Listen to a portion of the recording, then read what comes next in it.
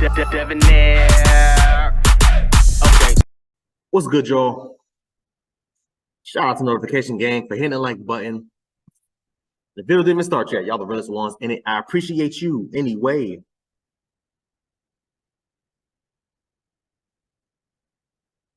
Real quick, y'all, let's have a moment of silence for these for these three babies that had their lives taken from their own father. Let's have a quick moment of silence for those three babies, man. So sad.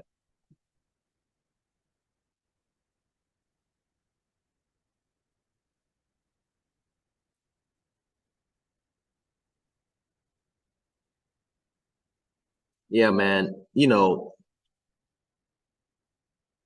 Chad Doerman, however you pronounce that goddamn name, is a demon, straight up devil. He allegedly, let me say this, let me just put this all out now because I'm not trying to get sued. Allegedly, this whole video is alleged. Let me just say it now. Get that over and done with. You already know how I'm coming. He did all this to get back at his wife because he was mad at his wife. I don't know what point you had to prove, sir. What was the point? I'm still waiting for the goddamn point. What was the point of doing all this? What deleting your own children, you and your wife's kids? What point was there to be made here? This man had to have been possessed at the time. I refuse to believe. Let me go. Let me just go. My bad. Can you tell how many people have been shot? I think 2 children. There's a girl running down the street, and she says that her stepfather is killing everybody in her house. On June 15, 2023, the police of Monroe Township, Ohio, received several disturbing 911 calls. The police were called to reports of weapons fire at a family home in Clermont County. The neighbors had been understandably tense at hearing those shots. In a community where everyone knew each other's names, it was unusual and worrying to hear so many sirens. One neighbor said, I was sitting in the garage here, and all of a sudden I hear boom, boom, and at like 5 more, I'm like, that's 7, that's shot. There's no way. So I was freaking out like this before I got ready and everything, and I don't know, man. Before that, I saw 2 cars right here on this street zoom as fast as humanly possible. It was like something's going down. As news trickled in, the police arrived on the scene. The officers were expecting an armed suspect and also knew there were young children involved in the violence. The police approached cautiously and even broke cover to get there quicker because they could see 3 bodies on the lawn. But what the police soon found at the scene was a man sitting with an eerie calm on his front porch. His weapon was lying beside him. He showed no remorse or any real emotion at the extremely shocking display on his front lawn. You can see the blacked out square in this disturbing footage. I was just about to say, yeah, the blacked out square, guys, is not me. That's from the original video from the police footage. Those are the bodies of the children.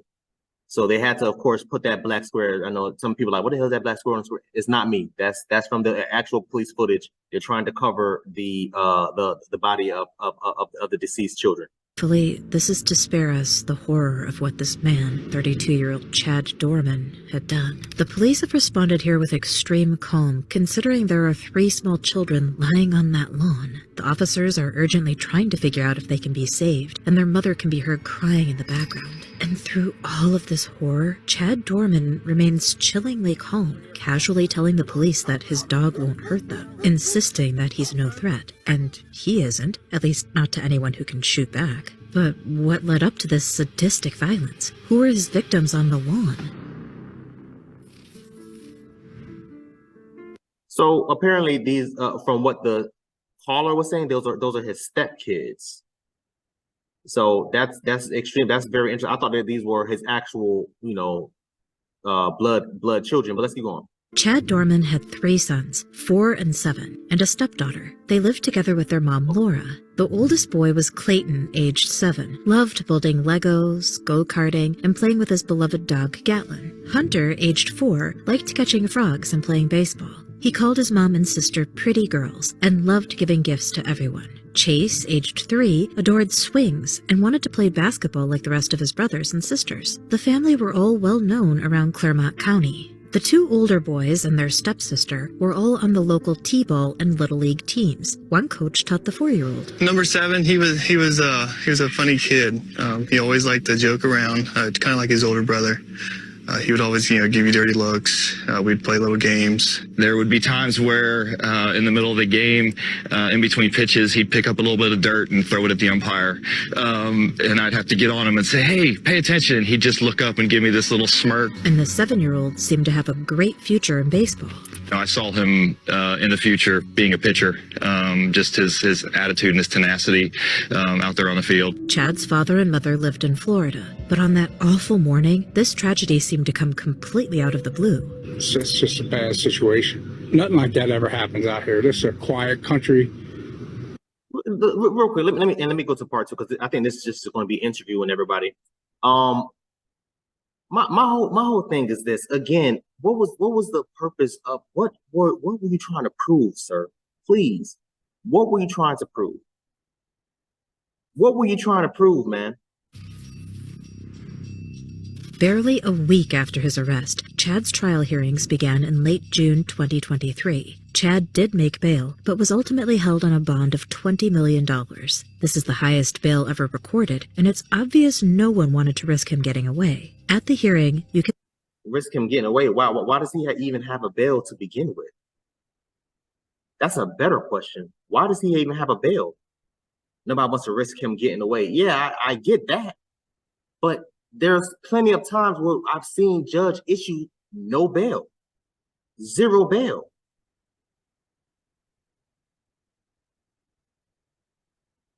So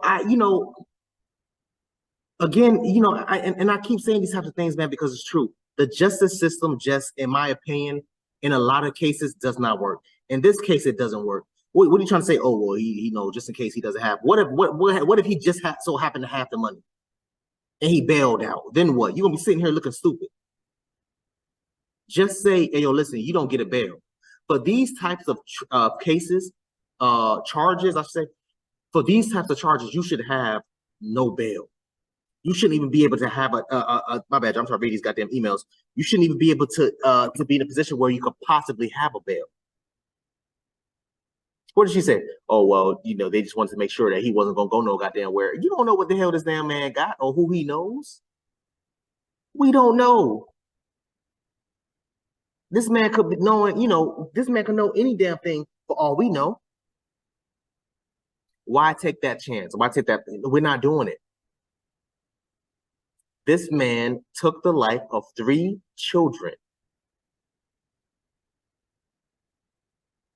3 children. I'm still trying to understand what's going on. So 3 kids, I believe it's his, and then the one stepdaughter is not his.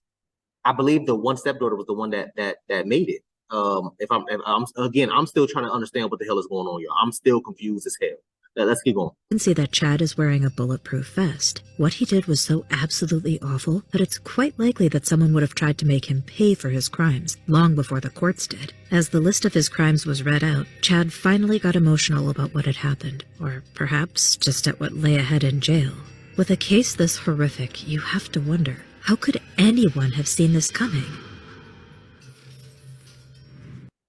It's clear that Chad's weird reaction right after being arrested only makes him seem more disturbed. He started to hit his head against a wall. And it wasn't the first time he'd been to that room, because there were more than a few red flags in Chad's daily life. In the years leading up to this horrible crime, he was clearly capable of hideous things. Disturbingly, Chad is recorded putting his hands around his own father's throat back in 2010. This got him arrested for DV, so he'd already been arrested and processed once before. However, his father later dropped these charges entirely less than a year later, and that case never went any further, although it probably explains why both of Chad's parents moved away to Florida. Neighbors also confirmed that Chad was often aggressive toward his family. His neighbor, Richard Kincannon, reported that there wasn't a day he didn't yell at his wife and kids out there. What would he yell? All times. Chad had a really hideous temper, and it never seemed to let up. He was just angry, yelling at her all the time, treating her like... Despite those warning signs, nobody would have dreamed that a father could do something like this to his own sons. It's impossible to imagine what their mom is going through, and the local community is still reeling. But what happened on that awful Thursday, right before the police were called? More details have emerged, and this part is extremely dark and So, you know, and I don't want this video to be too long-winded. There's 2 or 3 other parts. Maybe if I have time, I'll do a separate video. But you know, for that, I mean, we'll see what happens. As of now, man, again, like I said, this man had to have been possessed, man. And the reason why I say these types of things, as far as, you know, saying possession or saying that it was a demon or whatever the case may be, y'all need to understand how these types of things work. You know, whether you believe them or not. I don't even believe in these things to an extent, but I just have to. This is my only logical explanation, is that, yo, you had to have been possessed. Like, yes, people snap, people have these, you know, these types of things, but he had issues before. What did his neighbors say? Yo, listen, it wasn't a day that was going by that he was yelling and treating her like trash. You know, screaming what all these types of obscenity words towards her, putting his hands on his own father. His father eventually drops the charges. Ma'am, what is going on? I don't give a damn how lonely you think or you believe yourself to be. In these types of situations, you need to leave when the first time, bro, listen, I don't give a damn. It ain't that much anger in the world. And I've been in a number of relationships.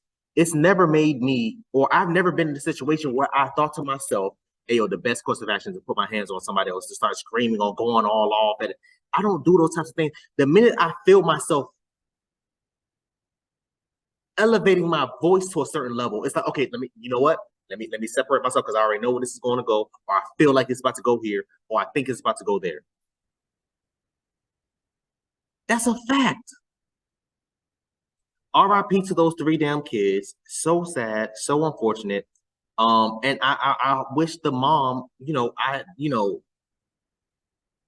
some type of peace of mind, if she can get a peace of mind.